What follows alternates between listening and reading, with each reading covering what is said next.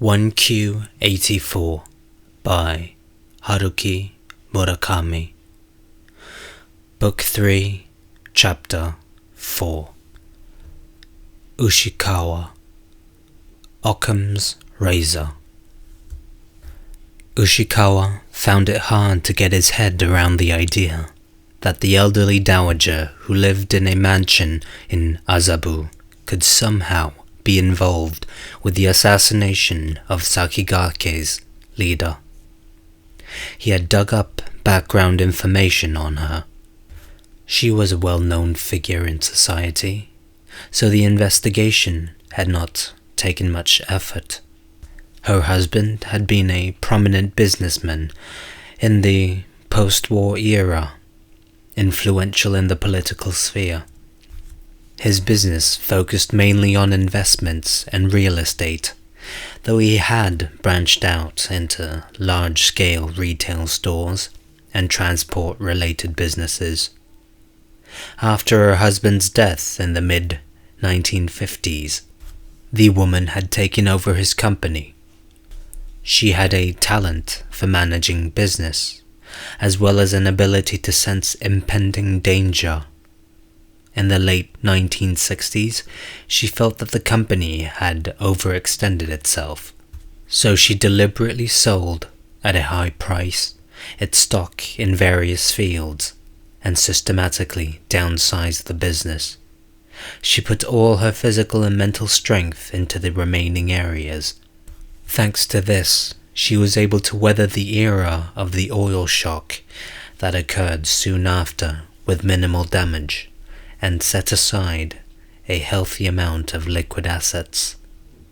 She knew how to turn other people's crises into golden opportunities for herself. She was retired now, and in her mid-70s.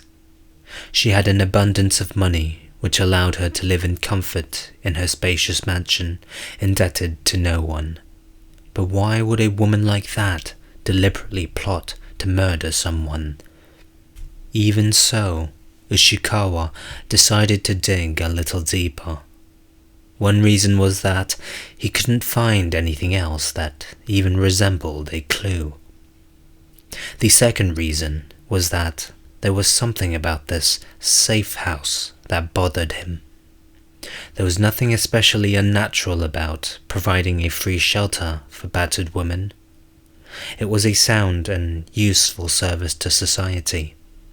The dowager had the financial resources, and the woman must be very grateful to her for her kindness.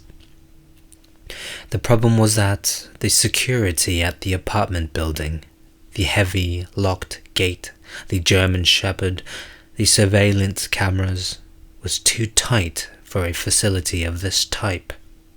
There was something excessive about it. The first thing Ushikawa did was check the deed for the land and the house that the dowager lived in. This was public information, easily ascertained by a trip to City Hall. The deed to both the land and the house were in her name alone. There was no mortgage. Everything was quite clear-cut. As private assets, the property tax would come to quite a sum, but she probably didn't mind paying such an amount. The future inheritance tax would also be huge, but this didn't seem to bother her, which was unusual for such a wealthy person. In Ushikawa's experience, nobody hated paying taxes more than the rich. After her husband's death, she continued to live alone in that enormous mansion. No doubt she had a few servants, so she wasn't totally alone. She had 2 children, and her son had taken over the company. The son had 3 children.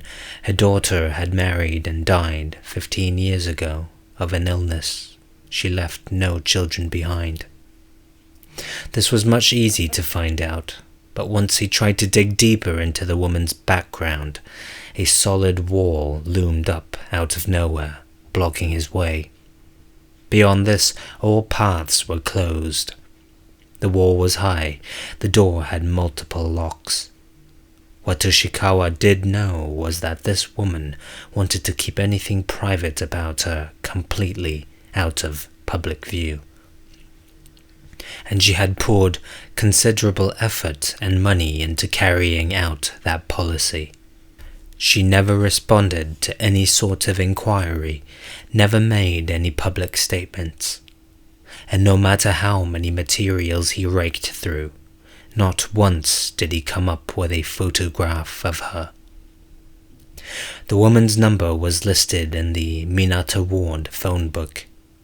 Ushikawa's style was to tackle things head-on, so he went ahead and dialed it. Before the phone had rung, twice a man picked up. Ushikawa gave a phony name and the name of some investment firm and said, "There's something I'd like to ask the lady of the house about, regarding her investment funds." The man replied, "She isn't able to come to the phone, but you can tell me whatever she needs to know." His business-like tone sounded mechanical, manufactured. "It's company policy not to reveal these things to anyone other than the client," Ushikawa explained. "So if I can't speak with her directly now, I can mail the documents to her. She will have them in a few days." "That would be fine," the man said, and hung up. Ushikawa wasn't particularly disappointed that he couldn't speak to the dowager. He wasn't expecting to. What he really wanted to find out was how concerned she was about protecting her privacy. Extremely so, it would appear. She seemed to have several people with her in the mansion who kept a close guard over her. The tone of this man who answered the phone, her secretary, most likely, made this clear. Her name was printed in the telephone directory, but only a select group could actually speak to her. All others were flicked away, like ants who had crawled into the sugar bowl. Pretending to be looking for a place to rent, he made the rounds of local real estate agencies, indirectly asking about the apartment building used as the safe house. Most of the agents had no idea there was an apartment building at that address. This neighborhood was one of the more upscale residential areas in Tokyo. These agents only dealt with high-end properties and couldn't be bothered with a 2-story wooden apartment building. One look at Ushikawa's face and clothes too, and they essentially gave him the cold shoulder.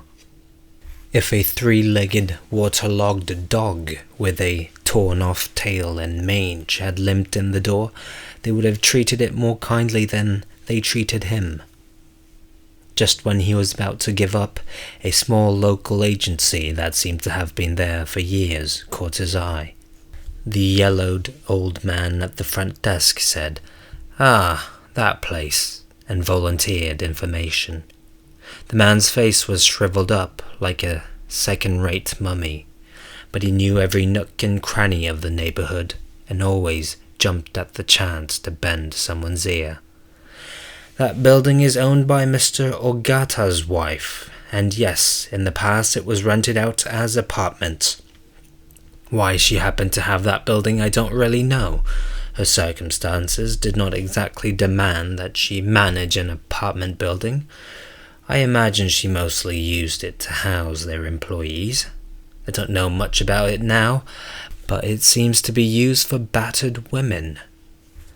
Kind of like those kakekomidera, temples in the old days that sheltered wives running away from abusive husbands. Anyway, it isn't going to fatten a real estate agent's wallet." The old man laughed. With his mouth shut, he sounded like a woodpecker. "A kakekomidera, eh?" Ushikawa said. He offered him a 7-stars cigarette. The old man took it, let Ushikawa light it for him with his lighter, and took a deep, appreciative drag on it. "This is exactly what the 7 stars must long for," Ushikawa mused, "to be enjoyed so thoroughly." Women whose husbands smack them around and run away. Their faces all puffed up. They take shelter there. They don't have to pay rent. Like a kind of public service, Ushikawa said. Yeah, that sort of thing. They had this extra apartment building, so they used it to help people in trouble. She's tremendously wealthy, so she could do whatever she wanted, without worrying about making money. Not like the rest of us. But why did Mrs. Ogata start doing that? Was there something that led up to it? I don't know. She's so rich that maybe it's like a hobby. Well, even if it is a hobby, Ushikawa said, beaming. That's a wonderful thing, to help people in trouble like that. Not everyone with money to burn takes the initiative to help others.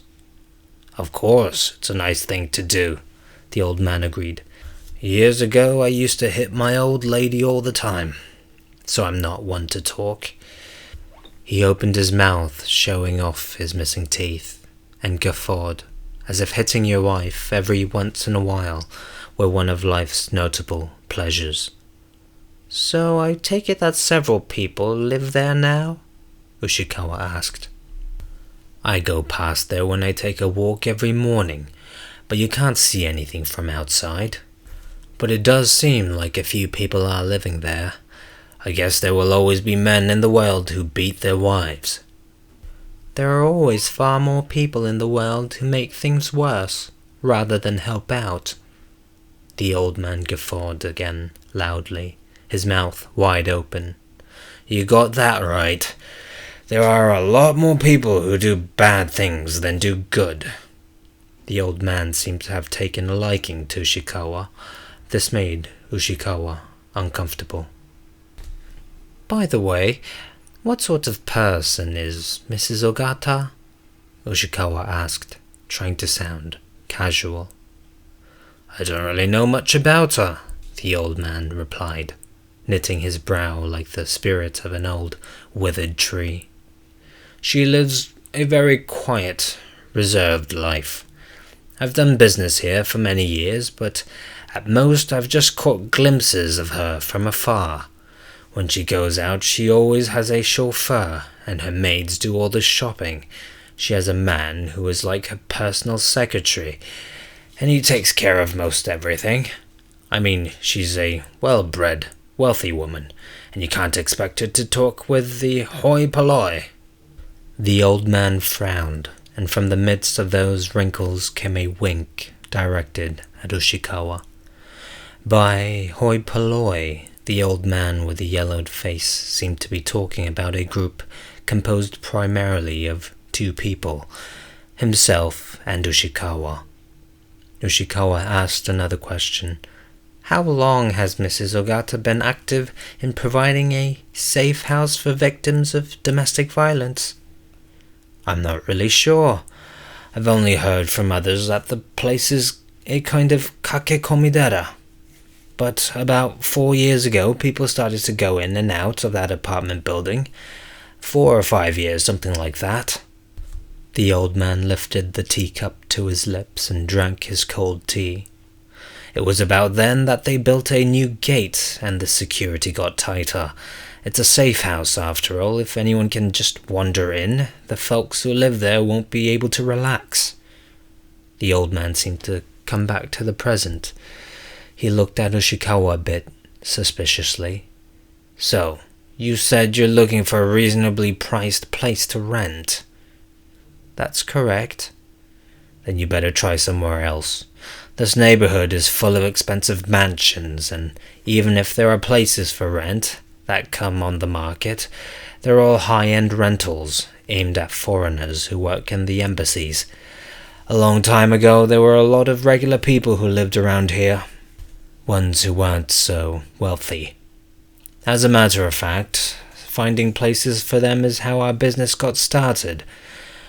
But there aren't any affordable houses left, so I'm thinking of closing the business. Land prices in Tokyo have skyrocketed, and small fry like me can't handle it anymore. Unless you have bags of cash to spare, I suggest you try somewhere else." "I'll do that," Ushikawa said. "The truth is, I am a bit strapped. I'll try some other location."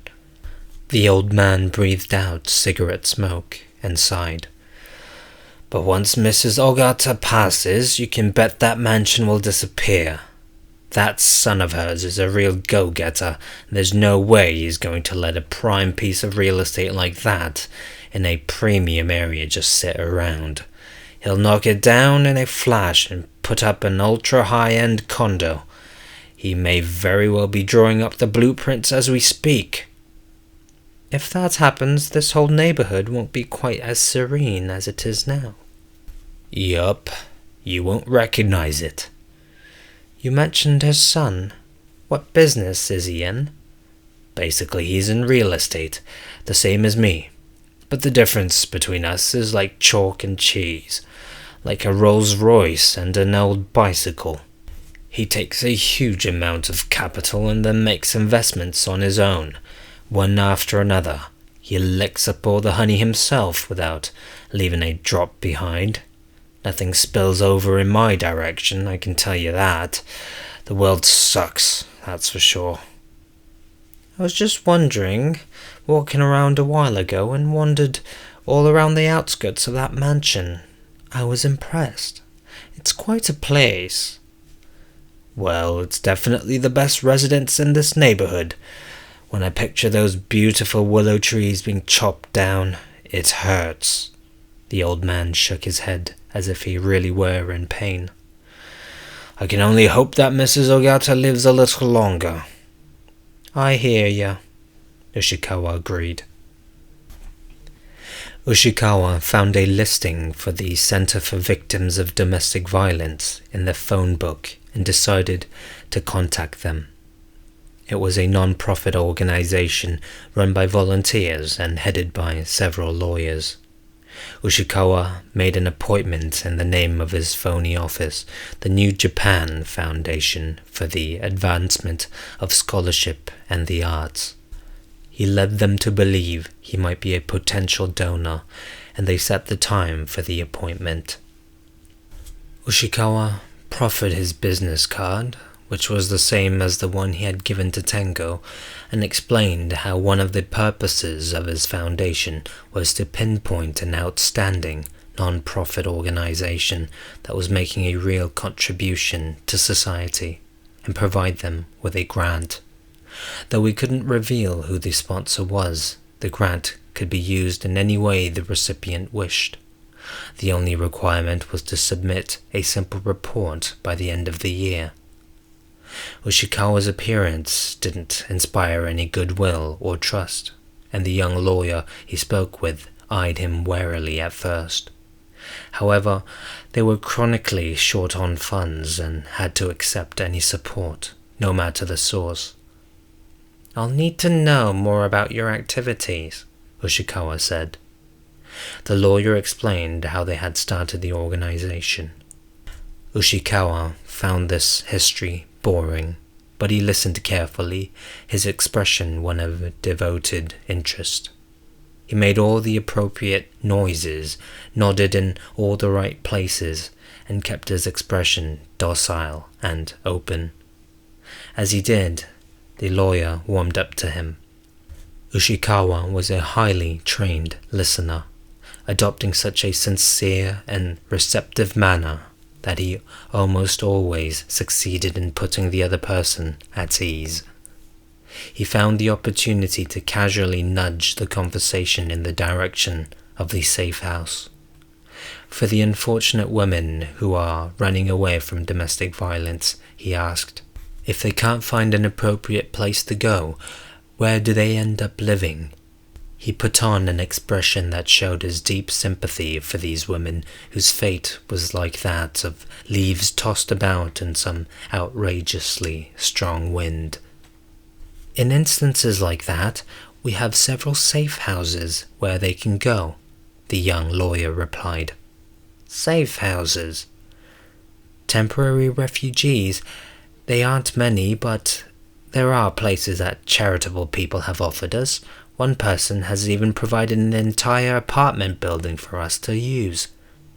"An entire apartment building?" Ushikawa said, sounding impressed. "I guess some people can be quite generous." "That's right. Whenever our activities are covered in newspapers or magazines, inevitably we'll get a call from people wanting to help out. Without offers from people like that, we would never be able to keep this organization going, since we depend almost entirely on contributions." "What you're doing is very meaningful," Ushikawa said. The lawyer flashed him a vulnerable smile. Nobody's easier to fool, Ushikawa thought, than a person who is convinced that he is right. "How many women would you say are living in that apartment building now?" "Well, it depends, but let's see, I would say usually 4 or 5, the lawyer said. "About that charitable person who provided that apartment building," Ushikawa said. "How did this person get involved? I'm thinking there must have been some event that led up to this interest." The lawyer tilted his head. "I really don't know. Though in the past this person was, it seems, involved in similar activities on an individual level. As far as we're concerned, we're just grateful for this individual's kindness. We don't ask the reasons behind it." "Of course," Ushikawa nodded. "I assume you keep the locations of your safe houses secret?" "Correct. We have to make sure that the women are protected. Plus, many of our donors prefer to remain anonymous. I mean, we're dealing with acts of violence after all." They talked for a while longer, but Ushikawa was unable to extract any more useful information. What Ushikawa knew were the following facts. The Center for Victims of Domestic Violence had begun operations in earnest 4 years ago.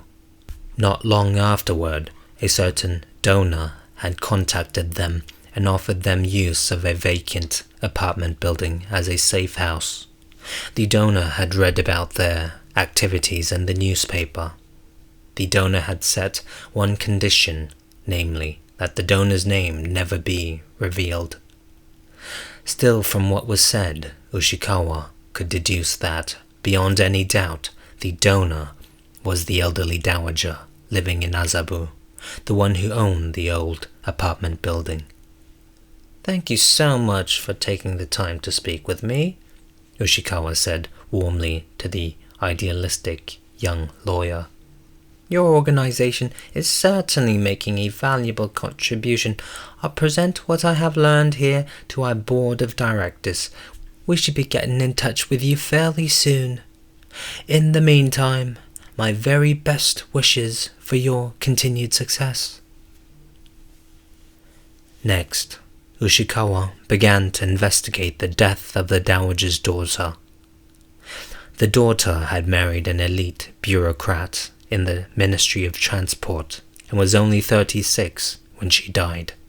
He didn't know the cause yet. Not long after she died, her husband left the Ministry of Transport. These were the only facts Ushikawa had unearthed so far. He didn't know why the husband had left the ministry, or what sort of life he had left afterward. The Ministry of Transport was not the sort of government office that willingly revealed information regarding its inner workings to ordinary citizens. But Ushikawa had a sharp sense of smell, and something smelled fishy. He couldn't believe that losing his wife would have made the man so overcome with grief that he would quit his job and go into hiding. Ushikawa knew there weren't many 36-year-old women who died of illness. Not that there weren't some. No matter how old you are or how blessed your circumstances, you can suddenly fall ill and die from cancer, a brain tumor, peritonitis, acute pneumonia. The human body is a fragile thing, but for an affluent woman of 36 to join the ranks of the dead, in all likelihood, it was not a natural death, but either an accident or suicide. Let me speculate here, Ushikawa said to himself. Following the famous rule of Occam's razor, I'll try to find the simplest possible explanation. Eliminate all unnecessary factors, boil it all down to one logical line, and then look at the situation. Let's say the Dowager's daughter didn't die of illness, but by suicide. Ushikawa rubbed his hands together as he pondered this. It wouldn't be too hard to pretend that a suicide was actually death by illness, especially for someone with money and influence. Take this a step further and say that this daughter was the victim of domestic violence, grew despondent, and took her own life. Certainly not an impossibility. It was a well-known fact that certain members of the so-called elite had disgusting personalities and dark, twisted tendencies, as if they had taken more than the share of darkness allotted to them. If that were the case, what would the rich old dowager do? Would she call it fate? Say that nothing else could be done, and give up? Not very likely.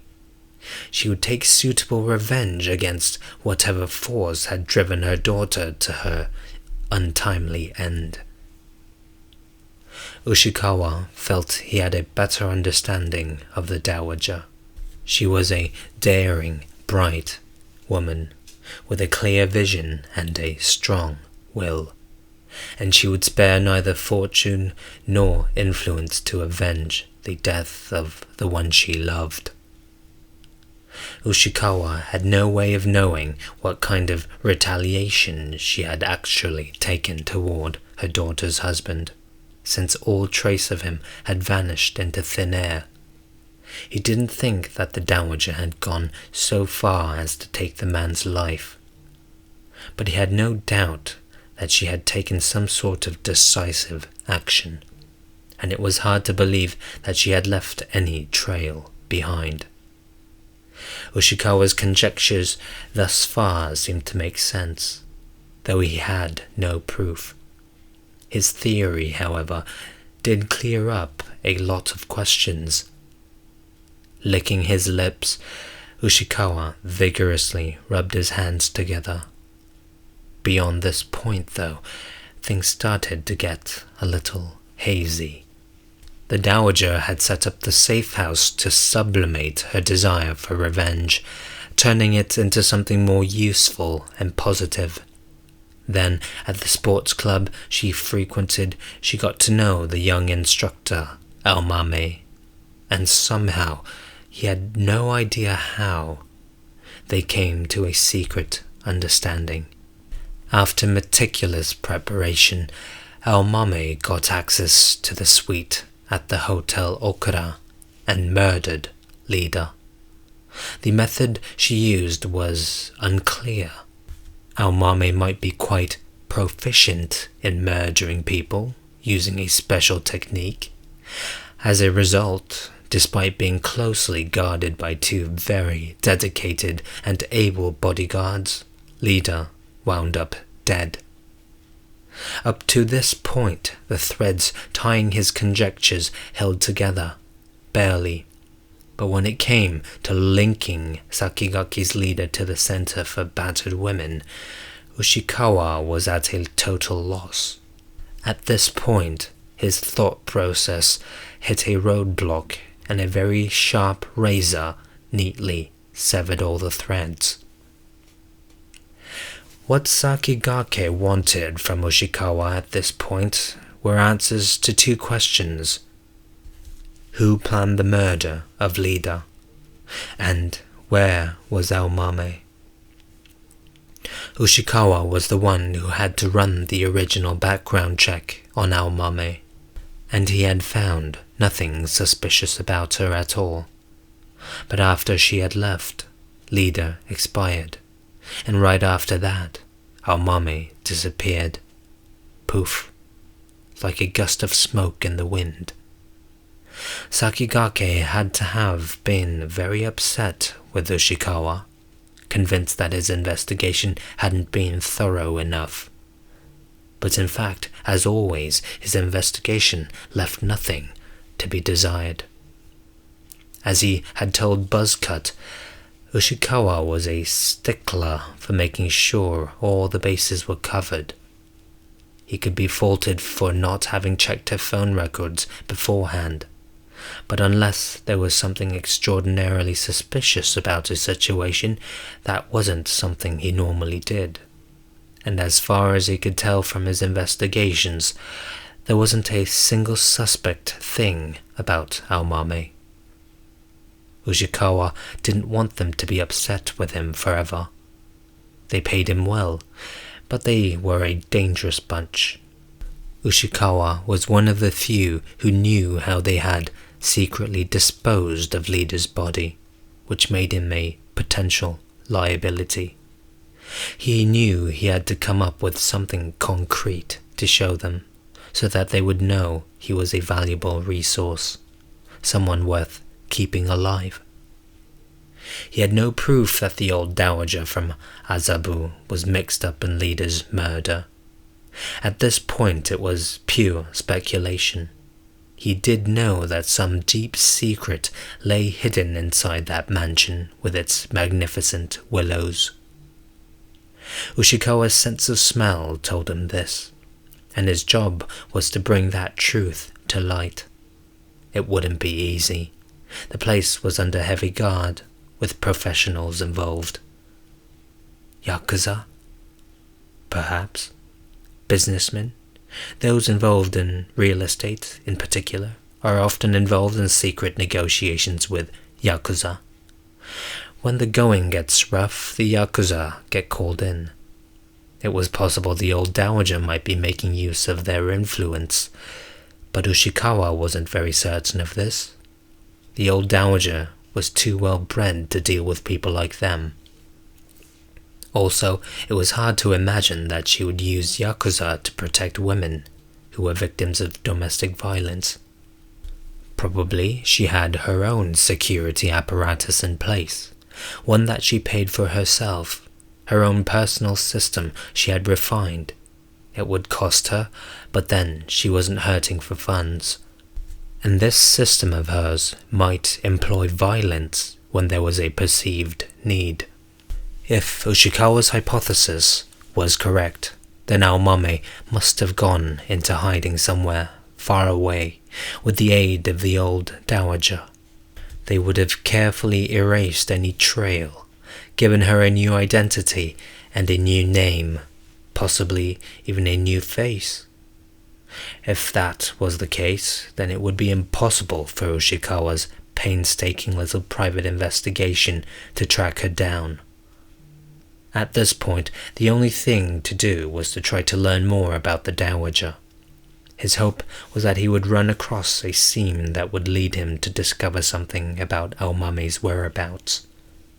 Something might work out, and then again, they might not. But Ushikawa had some strong points. His sharp sense of smell, and his tenaciousness. He would never let go of something once he latched onto it. Besides, he asked himself, what other talents do I have worth mentioning? Do I have other abilities I can be proud of? Not one, Ushikawa answered himself, convinced he was right. End of chapter.